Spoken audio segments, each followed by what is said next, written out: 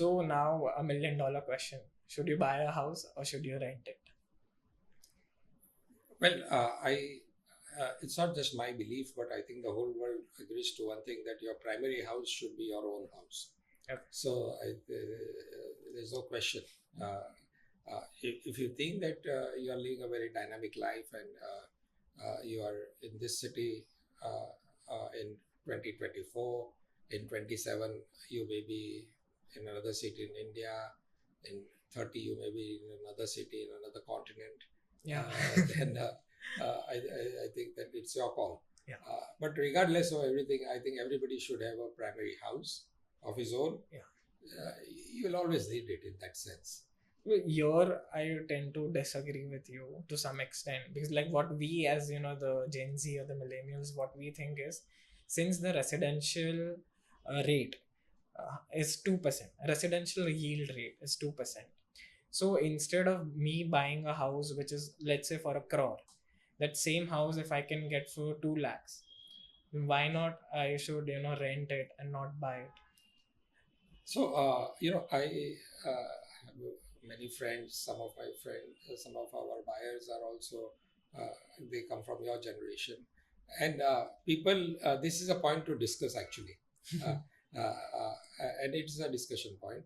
But end of the day, regardless of the discussions that we have with people of your generation, the same guys come forward with a check and they book the houses. Because deep down, there is a sense of security. Everybody should own a house. That is how it is. I don't know, 50 years from now, possibly there may be a change. There may be a shift in the mindsets. But we also come across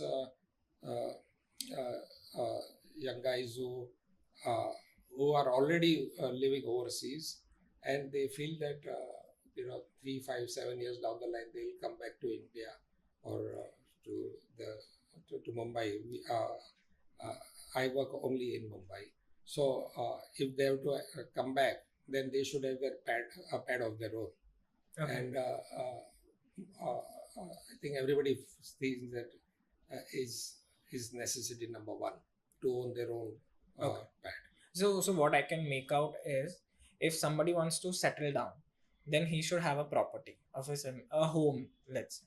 But from the investment perspective, should you actually go and buy the properties, or should you put in REITs? REITs is if it's currently the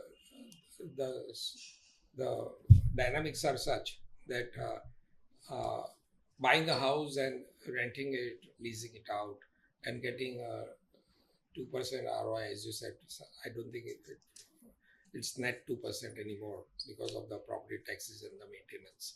But even if it was 2%, it makes any sense. So to be fair, I think it's not a good idea to put money buying a residential premises with the idea that you will make an earning out of it. I think the entire concept is to buy it for your own security, for your family's security, and there's no question everybody should have a primary house.